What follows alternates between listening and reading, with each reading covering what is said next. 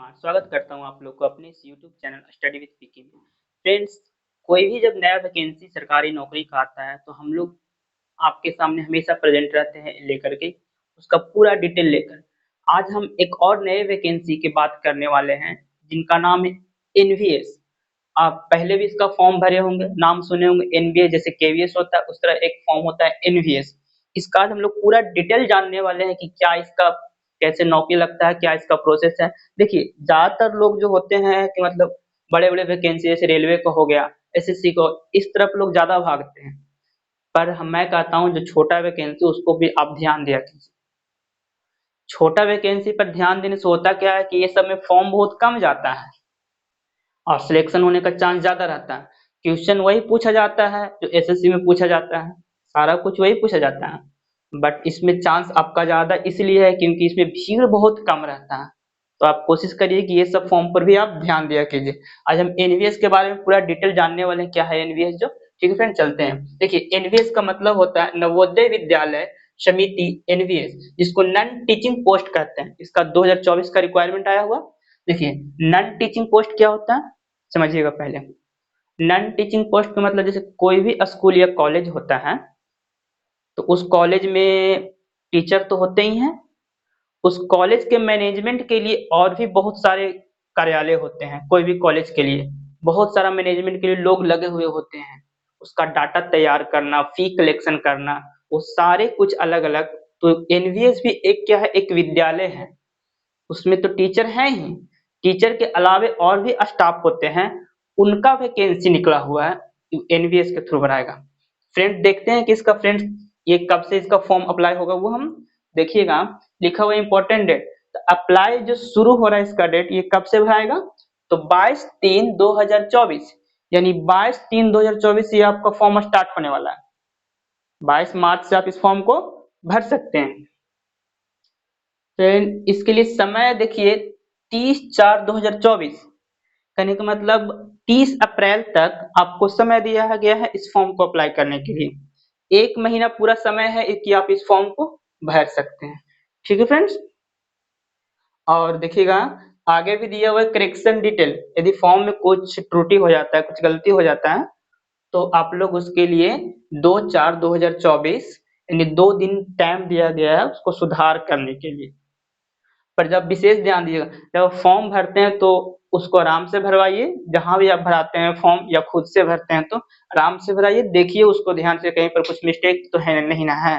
क्योंकि कभी कभी ऐसा होता है कि इसको देखिए मिस्टेक है हो गया तो इसको आपको सुधार करने के लिए फी लगता है।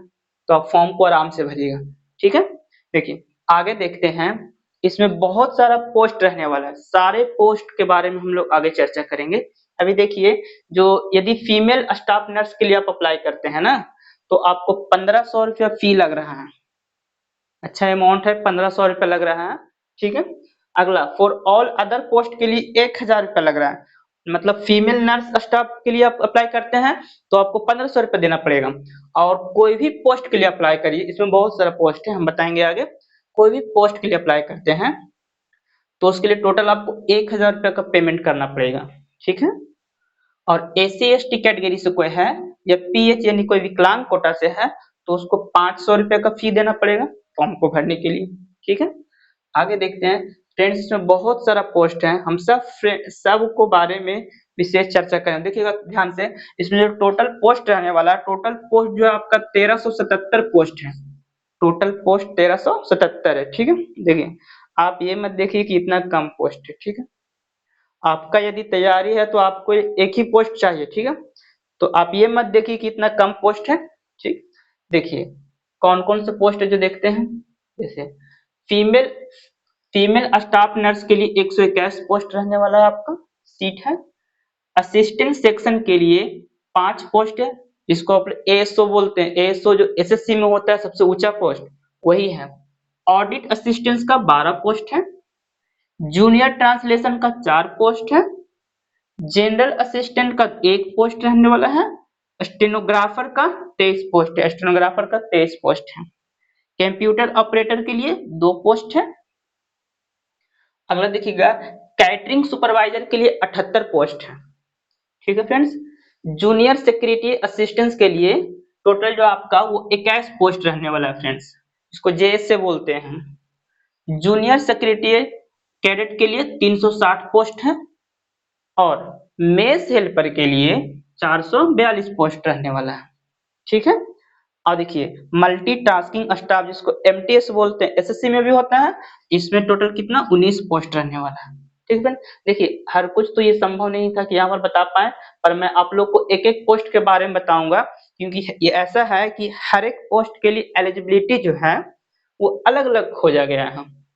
एलिजिबिलिटी के साथ साथ और भी कहें तो सबका जो सिलेबस है वो भी अलग है, सबका पे स्केल है वो भी सबका अलग अलग, जितना पोस्ट आप देख रहे हैं ना वो सबका कैटेगरी सब अलग अलग है, बताएंगे इसमें क्या है जो।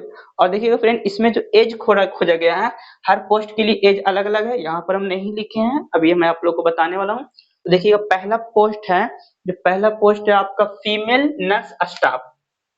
फीमेल स्टाफ नर्स के बारे में चर्चा करते हैं कि इसका क्या है। तो देखिएगा पोस्ट एलिजिबिलिटी आपका जो इसको पहला वाला का जो खोजा गया है उसके लिए खोजा गया है कि आप जो आपका क्वालिफिकेशन है वो बीएससी नर्सिंग होना चाहिए, बीएससी नर्सिंग से आप कोर्स किए हुए रहना चाहिए।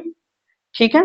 और देखिएगा कोई भी आप रिकॉग्नाइज्ड यूनिवर्सिटी से किए हुए रहिए और रेगुलर रेगुलर होना चाहिए। और इसका पे स्केल जो है, पे स्केल का मतलब क्या होता है, आपका पेमेंट जो मिलने वाला है इसको में वो आपका जो स्टार्टिंग है 44,900 रुपया से स्टार्टिंग है। ये आपका पेमेंट जाएगा लास्ट, आप जब तक जॉब करेगा तब तक 1,42,400 पेमेंट आपका जाने वाला है लास्ट। ठीक है फ्रेंड्स, ये आपका बहुत बढ़िया पोस्ट है और अच्छा खासा पेमेंट है। शुरुआती जो आपका पेमेंट है वो 50,000 रुपया है। पे स्केल सिर्फ बताया जा रहा है, इसमें और भी बहुत सारा इसमें ऐड होता है। ठीक है। देखिए अगला पोस्ट की जो चर्चा करते हैं वो असिस्टेंट सेक्शन के लिए चर्चा करते हैं। तो असिस्टेंट सेक्शन के लिए जो है वो इसका जो पे स्केल रहने वाला है कितना है, असिस्टेंट सेक्शन के लिए जो पे स्केल रहने वाला है वो 35,000 रुपया है। जी 35,000 से कितने तक जाएगा, 1,24,000 तक जाने वाला लास्ट। इसके लिए जो एज खोजा गया दूसरा वाले के लिए, जो 23 साल से स्टार्टिंग एज है, इसका मिनिमम 23 साल रहना चाहिए और मैक्सिमम 33 साल तक इसके लिए असिस्टेंट सेक्शन के लिए। ठीक है। देखते हैं आगे दूसरा पोस्ट जो है ऑडिट असिस्टेंस। तो ऑडिट असिस्टेंस के लिए जो है एज खोजा गया है, इसके लिए आप 18 से 30 साल तक इस फॉर्म को अप्लाई कर सकते हैं। ऑडिट असिस्टेंस के लिए जो क्वालिफिकेशन खोजा गया है, ऑडिट असिस्टेंस के लिए बीकॉम खोजा गया है। ऑडिट असिस्टेंस के लिए बीकॉम खोजा गया, बीकॉम का मतलब आप कॉमर्स से किए हुए रहना चाहिए, बीए। ठीक है फ्रेंड्स। और ऑडिट असिस्टेंस का मतलब ये होता है जो जो काम पैसा से रिलेटेड हो, तो इसमें आपको ये जॉब करना रहेगा। इसका जो पे स्केल रहने वाला ऑडिट असिस्टेंट का ये 35,400 से 1,12,000 रुपया रहने वाला है। ठीक है। अगला देखिए जूनियर ट्रांसलेशन, इसका जो 4 पोस्ट है इसके लिए क्या खोजा गया है, इसके लिए जो आपका इसेंशियल क्वालिफिकेशन खोजा गया मास्टर डिग्री, मास्टर डिग्री आप किए हुए रहिएगा तब इस फॉर्म को अप्लाई कर पाइएगा। और इसका पे स्केल 35,400 से 1,12,400 रुपया रहने वाला है इसका जूनियर ट्रांसलेशन के लिए। देखिएगा फ्रेंड्स जो मेन है मैं आप लोग को उसके बारे में बताता हूँ।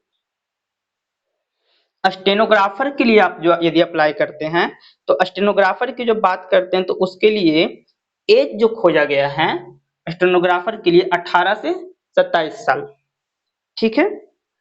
और इसका पे स्केल जो रहने वाला है 25,500 से लेके 81,000 तक पे स्केल रहने वाला है इसका। ठीक है फ्रेंड्स। ये कंप्यूटर ऑपरेटर इसका भी अच्छा पेस्ट है।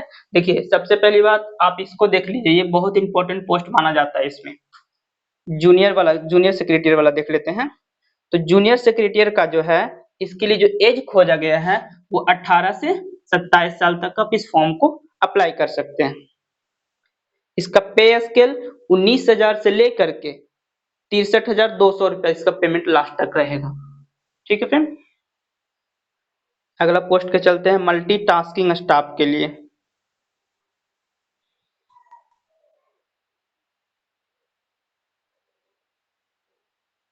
देखिए मल्टीटास्किंग स्टाफ का जो है इसके लिए जो एज खोजा गया है ये 18 से 30 साल तक का एज खोजा गया मल्टीटास्किंग स्टाफ के लिए। और इसका पे स्केल जो रहने वाला है 18,000 से लेकर के 56,900 रुपये इसका पे स्केल रहने वाला। अच्छा खासा पेमेंट है।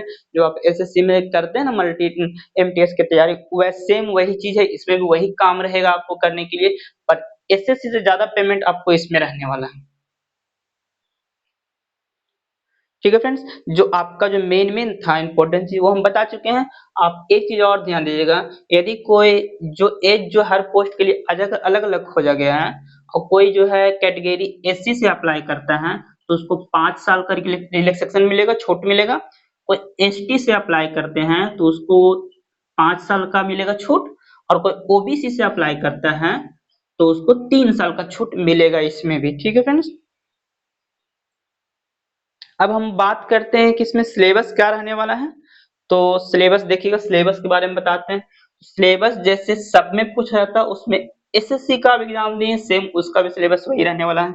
मैथ आपका रहेगा, ठीक है फ्रेंड्स, रीजनिंग आपका रहेगा, और जीके रहेगा, जीएस रहेगा। ये आपका 3 तो इसेंशियल है, हर एग्जाम में रहता है, ये इसमें भी है। ऐड क्या होता है इसमें, तो ऐड होगा, हर पोस्ट है तो उसमें अलग अलग हिंदी भी ऐड आपका होने वाला है। हिंदी और इंग्लिश, इंग्लिश भी रहता ही है, इंग्लिश। और एक चीज और आपका ऐड होगा वो है कंप्यूटर का। यानी टोटल इतना सब्जेक्ट आपको इस एग्जाम से, इससे रिलेटेड क्वेश्चन आपको पूछा जाएगा फ्रेंड्स। ठीक है, देखिए ये हर एक सिटी में है, मतलब इंडिया के